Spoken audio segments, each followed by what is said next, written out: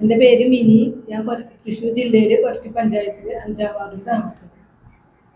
എനിക്കിങ്ങനെ വയറുവേദനയും ബ്ലീഡിങ്ങുമായിട്ട് ഞാൻ വീടിൻ്റെ അടുത്തുള്ള അപ്പോളോ ഹോസ്പിറ്റലിൽ പോയി. അവിടെ ചെന്ന് ഒരാഴ്ച ഡോക്ടർ എനിക്ക് മരുന്ന് തന്നു. അത് കഴിച്ചിട്ട് കുറവുണ്ടായില്ല. വീണ്ടും എന്നോട് ഒരാഴ്ച കൊണ്ട് വരാൻ പറഞ്ഞു. ചെന്ന് വീണ്ടും സ്കാൻ ചെയ്തപ്പോൾ യൂട്രസ് റിമൂവ് ചെയ്യണമെന്ന് പറഞ്ഞു. അപ്പോൾ ഞങ്ങൾ സമ്മതിച്ചു. അത് കഴിഞ്ഞ് ഒക്ടോബർ 14-ാം തീയതി 13-ാം തീയതി വന്ന് അഡ്മിറ്റ് ആവുക, 14-ാം തീയതി ചെയ്യാമെന്ന് പറഞ്ഞു. രാവിലെ അങ്ങനെ അഡ്മിറ്റായി ചെയ്തു കഴിഞ്ഞിട്ട് യൂട്രസ് എടുത്ത് കഴിഞ്ഞിട്ട് ഹസ്ബൻഡിനെ കൊണ്ട് കാണിച്ചു. അപ്പോൾ പറഞ്ഞു ഓവർ എടുത്തു എന്ന് പറഞ്ഞു. ഓവർ എടുക്കുന്ന കാര്യം ഞങ്ങളോട് പറഞ്ഞിട്ടുണ്ടായില്ല. യൂട്രസ് ഓവർ എടുത്തു, ഓവറിക്ക് കംപ്ലൈൻറ്റ് ഉണ്ടെന്ന് പറഞ്ഞു എടുത്തു.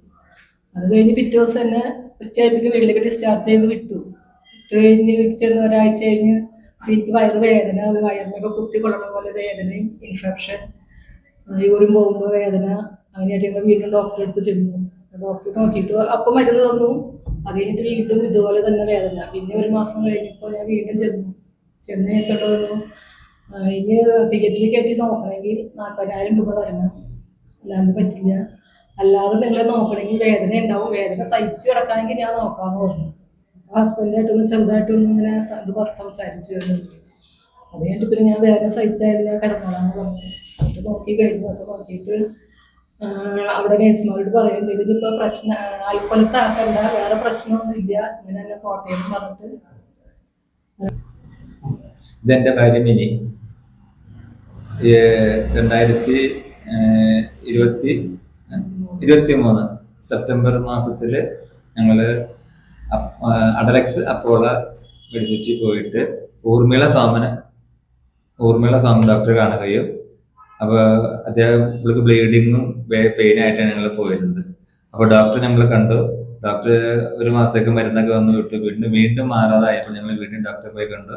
ഡോക്ടർ അടുത്ത യൂട്രസ് റിമൂവ് ചെയ്തിട്ട് ഡോക്ടർ പറഞ്ഞു. അപ്പോൾ ഞങ്ങൾ അതിന് വില്ലിങ്ങായി. അപ്പോൾ ആയിക്കോട്ടെ, കടന്നു കാര്യങ്ങൾ. അന്ന് ഞങ്ങളുടെ ഒരു 1.5 ലക്ഷം രൂപ കൂടുതൽ 1.55 1.60 കണ്ട് നമ്മൾ അവിടെ നിന്ന് കൊടുത്തിരുന്നു. അതിനുശേഷം ഓപ്പറേഷൻ കഴിഞ്ഞ് വീട്ടിൽ വന്നു. ഏകദേശം ഒരു മാസത്തോട് അടുത്ത് പറയാൻ പിന്നെ ആൾക്ക് പെയിൻ ആരംഭിക്കുകയാണ്. അതിനുശേഷം ഞങ്ങൾ വീണ്ടും ഡോക്ടറെ പോയി കണ്ടു. ഡോക്ടറെ അപ്പോൾ നോക്കിയിട്ട് കുഴപ്പമൊന്നുമില്ല, കുറച്ച് മെഡിസിൻ വീണ്ടും തന്നു. അത് കഴിച്ച് ശരിക്കും ഒരു കൂടി 45 ദിവസമായിട്ട് കഴിച്ചാൽ വീണ്ടും പെയിൻ വരണം. ഈ ഡോക്ടർ ഞങ്ങൾ വീണ്ടും 4 പ്രാവശ്യം പോയി കണ്ടു. ഇതിന് ശേഷം ഓപ്പറേഷൻ കഴിഞ്ഞതിന് ശേഷം ഞങ്ങൾ ഡോക്ടറെ 4 പ്രാവശ്യം പോയി കണ്ടു. അതിന് 5-ാമത്തെ പ്രാവശ്യം ഡോക്ടർ ഒപ്പീനിയൻ വേറെ ഓർത്തോന് തന്നു. അപ്പൊ ഡോക്ടർ പറയും തിയേറ്ററിൽ കയറ്റി നോക്കാന്ന് പറഞ്ഞു. തിയേറ്ററിൽ കയറ്റി നോക്കണമെന്നുണ്ടെങ്കിൽ 40,000 രൂപ വേണമെന്ന് പറഞ്ഞു. അപ്പൊ ഞാൻ ഡോക്ടർ ഞങ്ങൾ പൈസ തന്നിട്ട് 3-4 മാസമല്ലേ ആയുള്ളൂ എന്റെ ഡോക്ടർ അങ്ങനെ പറഞ്ഞു. അപ്പൊ അന്ന് ഡോക്ടർ ശരിക്കും പറഞ്ഞാൽ അത് ഡോക്ടറുടെ ഒരു ഉത്തരവാദിത്തമില്ലായ്മ, അതായത് സാധാരണ ജനങ്ങളെ അവർക്ക് എന്താ അംഗീകരിക്കാൻ പറ്റുന്ന രീതിയിൽ ആ രീതിയിൽ അവർ സ്വഭാവം വളരെ മോശമായിട്ട് പെരുമാറിയ. അത് നമ്മൾ കൊടുത്ത പൈസക്ക് ഒരു മെച്ചമില്ലാത്ത രീതിയിൽ വളരെ എന്താ പറയാ, പ്രത്യേക വാക്ക് പറയാൻ പറ്റില്ല അവർ സംസാരിച്ച രീതി, പുച്ഛിച്ചു പോലെ സംസാരിക്കുന്നവര്. ഞങ്ങളുടെ അപ്പൊ സംസാരിച്ച് പോയതിനു ശേഷം വീണ്ടും അടുത്തൊരു പിന്നെ ഒരു ഓർത്തോന് വെച്ചവര് ഓർത്തോൻ കഴിച്ചു. അയാളുടെ ഡോക്ടർ മരുന്നും കഴിച്ചു. അത് കഴിച്ചിട്ട് മാറാനില്ല. വീണ്ടും ഇതുപോലെ തന്നെ ഒരു മാസം വീണ്ടും പെയിൻ വരാണ്. അപ്പൊ ഡോക്ടർ അടുത്തൊരു പിന്നെ യൂറോളജിക്ക് വെച്ചു. യൂറോയും കണ്ട് കുറച്ചാൽ മരുന്ന് കഴിക്കും. അത് കഴിച്ച് വീണ്ടും രോഗം വീണ്ടും വരെയായിരുന്നു. അതിനുശേഷം പിന്നെ നമ്മള് രാജഗിരി വരെ പോയി. ഇത് പറഞ്ഞ രാജഗിരി പോയിട്ട് ഡോക്ടറെ കണ്ടു. അപ്പൊ ഡോക്ടറും പറഞ്ഞു യാതൊരു കുഴപ്പമില്ല. അതിനുശേഷം യൂറോസിനെ പോയിട്ട് ചാലക്കുടി സെന്റ് ജെയിംസിലും പോയി കണ്ടു. 6 മാസം വെച്ച് പുള്ളിയുടെ മരുന്ന് കഴിച്ചു. അത് കഴിഞ്ഞ ഇതുപോലെ തന്നെ വീണ്ടും കുറവില്ല. അത് കഴിഞ്ഞിട്ടാണ് ഞങ്ങൾ വീണ്ടും 2 വർഷത്തോളം കഴിച്ചിട്ട് വീണ്ടും ഞങ്ങൾ ഇത് മാറാണ്ടാണ്, എന്ത് കഴിച്ചാലും മാറാനില്ല, നേരെ ഇവിടെ പോയത്, അമൃത പോയത്. അതിനുശേഷം ഈ ഡോക്ടർ ഭാഗത്ത് വളരെ നമ്മൾ കൊടുക്കണം, നമ്മൾക്ക് എന്താ ഒരു സംസാരം വളരെ മോശമല്ലേ, ഒരു അടിമകളിൽ ചെന്നേക്കണ പോലെയൊക്കെ അവരുടെ പെരുമാറ്റം കഴിഞ്ഞാൽ ഈ പെരുമാറ്റം തന്നെയാണ് അവരുടെ CEO മുതലുള്ള ആൾക്കാർക്ക് നമ്മൾ പോയി പറഞ്ഞാലും ഒരു പുച്ഛം. വേണമെങ്കിൽ മതി, നിങ്ങൾ എന്താ വേണമെങ്കിൽ, ഞങ്ങൾക്ക് ഒരു ഉത്തരവാദിത്വം ഇല്ല അവർക്ക്. നമ്മൾ എന്ന് പറഞ്ഞാൽ ഒരു മൈൻഡ് ചെയ്യില്ല, എന്താ പറയുക, അവര് കിട്ടാനുള്ള ഒരു മേടിച്ചെടുത്തു. ഈ രോഗി അനുഭവിച്ച ആ വേദന ഒന്ന് ആലോചിച്ചു നോക്കൂ. ഈ 2.5 വർഷത്തെ കാലത്തെ നമുക്കൊരു വഴിക്ക് പോലും പറ്റാനോ ഒരു കാര്യം നമ്മുടെ സ്ഥാപനം വരെ നമ്മൾ നടത്തിയിട്ട് കൊണ്ടുവന്നു. ഞങ്ങൾ ജീവിക്കുന്ന ചായക്കടയിട്ടാണ്. അത് പൊട്ടി വേറെ ആരും പോലെ ഞാൻ കൊണ്ടുപോകണം നമ്മളെ ഈ ഹോസ്പിറ്റലായാലും നമ്മൾ തന്നെ പോകാനുള്ള വേറെ ആരും. അപ്പൊ മാനുഷികമായ ഒരു ധർമ്മം ആ ഭാഗത്ത് ഹോസ്പിറ്റലിന്റെ ഭാഗത്ത് നിന്ന് ഉണ്ടായിട്ടില്ല. പിന്നെ ഞങ്ങൾ ഈ ഇതിന് ശേഷം അമൃത ഓപ്പറേഷൻ കഴിഞ്ഞ് വന്ന് നമ്മളവിടെ ചെന്നു. അപ്പൊ നമ്മള് സംസാരിച്ചു കഴിഞ്ഞപ്പോ അവരിങ്ങനെ ഒരു കാര്യങ്ങൾ പറഞ്ഞാൽ അവർക്ക് ഉത്തരവാദിത്തം എടുക്കാൻ പറ്റില്ല, അവരുടെ ഭാഗത്ത് പറ്റിയ മിസ്റ്റേക്ക് അല്ലെന്ന രീതിയിലാണ് അവർ സംസാരിക്കുന്നത്. അപ്പൊ നമ്മളെല്ലാം അന്ന് അവിടെ ചെയ്ത ഡിസ്ചാർജ് സമിതി തന്നിരുന്നു. അവരെന്ന് വെച്ചാൽ അവർ അംഗീകരിക്കില്ല, അവര് ഞങ്ങളുടെ ഭാഗത്തല്ല ഇപ്പോഴാ അത് ഡോക്ടറൊന്നും അങ്ങനെ ഒരു ശരിക്കും ഒരു നമ്മളൊരു ഗുണ്ടായുസം പോലെയൊക്കെയാണ് അവർ സംസാരം ചെയ്യില്ലൊക്കെ. ഈ ഡോക്ടർ ഇപ്പൊ ഹോസ്പിറ്റലിലുണ്ടോ? ഡോക്ടർ ഇപ്പൊ ഹോസ്പിറ്റലിൽ ഇല്ല. ഡോക്ടർ അവിടുന്ന് ലൂർദിലേക്ക് പോയെന്ന് പറഞ്ഞിട്ട് സോറി ആസ്റ്റർ മെഡിസിറ്റിയില്. അപ്പൊ ഡോക്ടർ അവിടെ പോയി എന്നോട് കാണാൻ പറഞ്ഞവര്. അപ്പൊ ഞാൻ പറഞ്ഞു എനിക്ക് പറ്റില്ല, ഞാൻ നേരത്തെ പറഞ്ഞ കാര്യമാണ് വീണ്ടും പറഞ്ഞിരുന്നത്. ഡോക്ടർ പേര് ഊർമിള സോമൻ. ഊർമിള സോമൻ. അപ്പോളോ ഹോസ്പിറ്റലിലാണ് നമ്മൾ ചെയ്തത്. ഇത് ചെയ്ത ഡോക്ടറുടെ പേര് ഊർമിള സോമൻ എന്നാണ്. അപ്പൊ ഈ ഡോക്ടർ ഞങ്ങൾ ഇതിന് ശേഷം സിസേറിയൻ കഴിഞ്ഞ ശേഷം ഈ പെയിൻ ഉണ്ടായിട്ട് ഡോക്ടറെ പോയി നമ്മൾ കണ്ടിരുന്നു. ഒരു 4-5 പ്രാവശ്യം ഡോക്ടറെ പോയി കണ്ടിരുന്നു. അപ്പൊ അവർ മരുന്ന് തരും.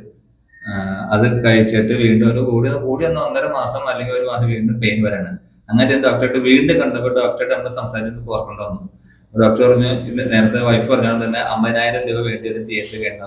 അപ്പൊ ഞാൻ നിങ്ങളല്ലേ ഓപ്പറേഷൻ ചെയ്തേ, വീണ്ടും ഇങ്ങനെ ഒന്ന് പറഞ്ഞ ഇതൊക്കെ. അപ്പൊ ഡോക്ടർ അടുത്തൊരു ഒപ്പീനിയൻ ഓർത്തോന്ന് വെച്ചു. ഓർത്തോന്ന് കണ്ട് ഓർത്തോ ഡോക്ടറെ കണ്ട് അത് ഞങ്ങൾ 1 മാസത്തോളം 1.5 മാസം മരുന്ന് വെച്ചിട്ട് വീണ്ടും ഈ പെയിൻ വീണ്ടും വരണം. പിന്നെ വീണ്ടും ഇപ്പൊ പുള്ളി ഓർത്തോ ഒരു യൂറോളജിനെ വെച്ചു. യൂറോനെ കണ്ട് 1.5 മാസം മരുന്ന് വെച്ചിട്ട് വീണ്ടും ഈ പെയിൻ വീണ്ടും ആവർത്തിക്കായിരുന്നു.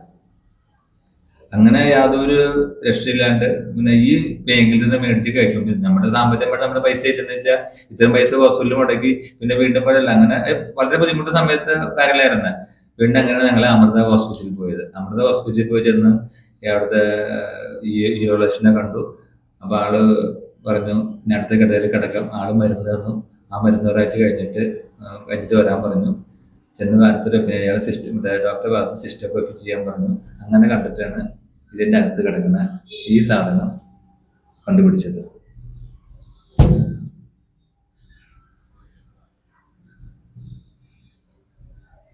അപ്പൊ ഇത് നമുക്കൊന്നും മെഡിക്കലായിട്ട് വലിയതൊന്നും ഇല്ലല്ലോ. അപ്പൊ ഈ അപ്പോളയില് നമ്മൾ ഈ ഓപ്പറേഷൻ ചെയ്ത സമയത്ത് ഡോക്ടർ പറഞ്ഞു ഇമ്പോർട്ടന്റ് ചെയ്യുന്ന ഒരു മെഷാണ് അത്. അപ്പൊ ഈ അത് വൈഫ് പറഞ്ഞ പോലെ തന്നെ അന്ന് ഇത് ഓപ്പറേഷൻ എടുക്കുമ്പോൾ മൂത്രത്തിന് ലീക്ക് വരാതിരിക്കാൻ വേണ്ടി ഈ മെഷ് ഇതിലേക്ക് ഇടും ഓപ്പറേഷൻ ശേഷം. അതിന് നെറ്റാണ്ട് ഇങ്ങനെ ഇവിടുന്ന് തുടങ്ങിയിട്ട് നമ്മുടെ വജനയുടെ ഈ ഭാഗത്തേക്ക് മൊത്തം വിരിച്ചിട്ട് മെഷാന്നാണ് പറഞ്ഞത്. അപ്പൊ ലീക്കിലുണ്ടെങ്കിൽ വേണ്ടി ചെയ്തെന്നാണ് മാഡം എന്ന് പറഞ്ഞത്. പിന്നെ ഇതിന് ശേഷമാണ് പെയിൻ. ഇത് പിന്നെ ഇത് അതിന്റെ ഇത് പറഞ്ഞ ഞാൻ മുമ്പ് പറഞ്ഞ വീടാണ് ആവശ്യം എന്നുള്ളൂ ഈ സാധനം എന്നുള്ളത്. അതിന് അവിടുത്തെ അപ്പോൾ അമൃതയിലെ ഡോക്ടർ പറഞ്ഞു ഇത് ആളെടുത്ത് തന്നു, ഇതാണ് ഇതിന്റെ അകത്തെ കാരണം. അപ്പൊ ഡോക്ടേഴ്സിന്റെ ഭാഗത്ത് അവര് പറഞ്ഞ ഈ സാധനം വേദനയുടെ മേഖല അപ്പൊ എന്തുകൊണ്ട് ഇങ്ങനെ പറ്റിയെന്ന് പറഞ്ഞപ്പോൾ കൈപ്പഴയാന്നുള്ളത് അവർ പറയണില്ല. അപ്പൊ 2 ഓപ്ഷൻ ഡോക്ടർ പുള്ളി ഒരു ഇത് കൊണ്ട് പറഞ്ഞു ഇത് വേണമെന്നുണ്ടെങ്കിൽ സാധനം വേണമെങ്കിൽ മോശമാവാം, ഇമ്പോർട്ടൻ്റ് ഈ മെഷ് വേണമെന്നുണ്ടെങ്കിൽ ഇന്ത്യ മെയ്ഡ് ആവാം, അല്ലെങ്കിൽ ക്വാളിറ്റി കുറച്ച് സാധനം ആവുന്ന രീതിയിലാണ് ഒരു ഒപ്പീനിയൻ ഡോക്ടർ ഭാഗത്തു നിന്ന് പറഞ്ഞത്. അപ്പൊ സാമ്പത്തികമായിട്ട് ശരിക്കും നല്ല കാശ് അപ്പോഴായി. പിന്നെ ഈ പെയിൻ അനുഭവിച്ച വേദന വേറെ. അതിനുശേഷം അമൃത പോയിട്ടായാലും ഒരു രൂപ എടുത്ത് അമൃതയിലും ആയി. നമ്മള് സാധാരണക്കാരായിട്ടല്ല ജീവിച്ചു പോണത്. അപ്പൊ ഹോസ്പിറ്റൽ എന്ന് പറഞ്ഞപ്പോ ചാരിറ്റി അല്ലേ ആതുര സേവനം തോന്നാനില്ല. ശരിക്കും തട്ടിപ്പ് നടത്തി കാശുണ്ടാക്കുന്ന സ്വഭാവമാണ് മെയിൻ അപ്പോളോ ഹോസ്പിറ്റലിൽ എടുക്കുന്നത്. ഒരാളെ വന്ന് പെട്ട് കഴിഞ്ഞാൽ അവനെ എങ്ങനെയെങ്കിലും അവന്റെ ബോഡി അവിടുന്ന് പുറത്തുവിടവര് ചൂഷണം ചെയ്യുകയും ചെയ്യും. എന്റെ അനുഭവം കൊണ്ട് എന്നോട് പറഞ്ഞത്. ഈ അനുഭവം എനിക്കിരിക്കുമ്പോൾ ഒരു അനുഭവം ഉണ്ടായിട്ടുണ്ട്. ഇതുപോലെ തന്നെ ഒരു ഓണത്തിന്റെ അന്ന് ഞാൻ ആവശ്യമായിട്ട് ചെന്നിട്ട് ഇവര് തിയേറ്ററിൽ എൻ്റെ അത് ഇവരെ ICUവിൽ കയറ്റി. അപ്പൊ ഒരു എക്കിട്ട വന്നിട്ട് ഞാൻ ഒരു 3-5 മണിക്കൂർ കിടന്ന് ഉറങ്ങിയ ക്ഷീണം മാറി കിട്ടി.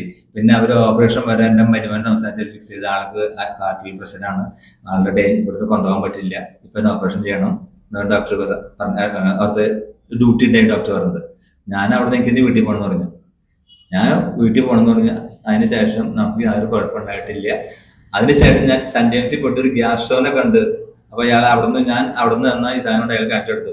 അയാൾ ഗ്യാസ് സ്റ്റോന്റെ മരുന്ന് തന്നു. കഴിച്ചിട്ട് മാറിയില്ലെങ്കിൽ വന്നോളൂ, ഇല്ലെങ്കിൽ വരാന്ന് പറഞ്ഞു. ആ സാധനം കഴിച്ചു. പിന്നെ എനിക്ക് അങ്ങനെ ഈ 2 കൊല്ലമായിട്ട് ആരും വിഷയമായിട്ടില്ല. അപ്പൊ എങ്ങനെയെങ്കിലും ഒരാൾ വന്ന് പെട്ടാൽ അവരെ കഴുത്തറുത്ത് കാശ് മേടിക്കുക, അതാണ് അപ്പോളോ ഹോസ്പിറ്റല്, കറൂറ്റി അപ്പോളോ ഹോസ്പിറ്റൽ മെയിൻ കാര്യങ്ങൾ.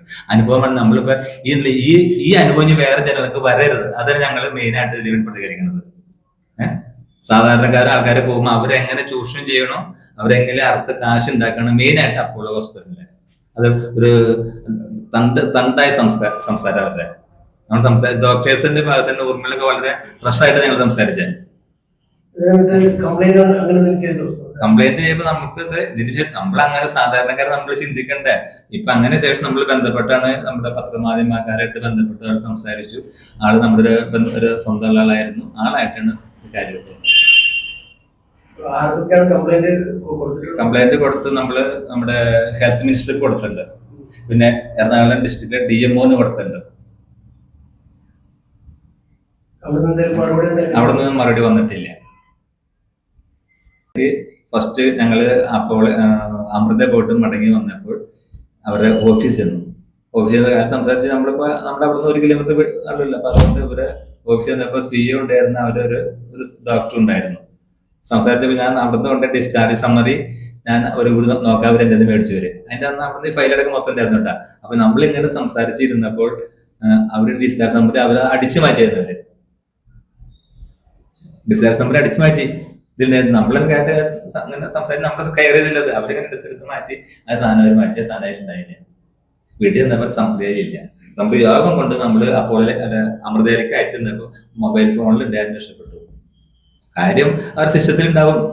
നമുക്ക് എന്തെങ്കിലും കിട്ടുക ഒരാൾ പറഞ്ഞ പേടിക്കേണ്ട, സിസ്റ്റത്തിൽ ഉണ്ട് തന്നെ. പിന്നെ മൊബൈൽ ചെക്ക് ചെയ്തപ്പോൾ മോളുടെ സിസ്റ്റത്തിലുണ്ടായിരുന്നു, ഇതിലുണ്ടായിരുന്നു. അതെന്നെ കിട്ടിയത്. എനിക്ക് ചെറുങ്ങത് ചായക്കടയാണ്. ആ കട കടച്ചിട്ടേക്കെന്ന് വെച്ചാൽ ഇപ്പൊ 2 കൊല്ലത്തിന്റെ പിന്നാലെ നടക്കണം. വേറെ ആരോടും ഇല്ല. മോനാണെങ്കിൽ കല്യാണം, മോളെ കല്യാണം കഴിച്ചാൽ അവർ പോയി. പിന്നെ പയ്യനാണ് ഇവിടെ ഇല്ല. നമ്മൾ മാത്രം നമ്മളെല്ലാം പോകാനുള്ളൂ. കട അടച്ചുവരെ കൂട്ടിയാണ് നമ്മൾ പോകുന്നത്. കുറെ കാര്യങ്ങൾ എത്ര വർഷം 2 വർഷമായി 2 ജില്ലാ വർഷമായി ഹോസ്പിറ്റലിലേക്ക് ഇറങ്ങുന്നത്.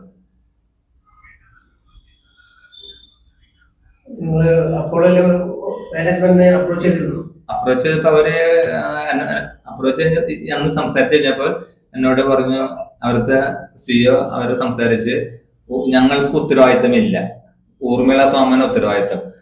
അപ്പൊ ഞാൻ പറഞ്ഞു, ഞങ്ങള് ഊർമിള സോമനെ ഡിപ്പെൻഡ് ചെയ്യാൻ ഞങ്ങൾ ഇവിടെ വന്നത്, അപ്പോളോ ഹോസ്പിറ്റലിന്റെ ലെവലിലൂടെ നമ്മൾ വന്നിരുന്നത്. അപ്പൊ ഞങ്ങൾക്ക് നീതി തരേണ്ടത് അപ്പോളുടെ ഭാഗത്താണ്. അങ്ങനെ നമ്മൾ റഷായിട്ട് സംസാരിച്ചവര് പിന്നെ നമ്മള് സാറേ എന്നൊക്കെ വിളിച്ചു. എന്നെ സാറെ വിളിക്കണ്ട, സാറെ വിളിക്കേണ്ട, എന്റെ പേര് ഉദയൻ എന്നാണ് എന്നെ വിളിച്ചതെന്ന് പറഞ്ഞു.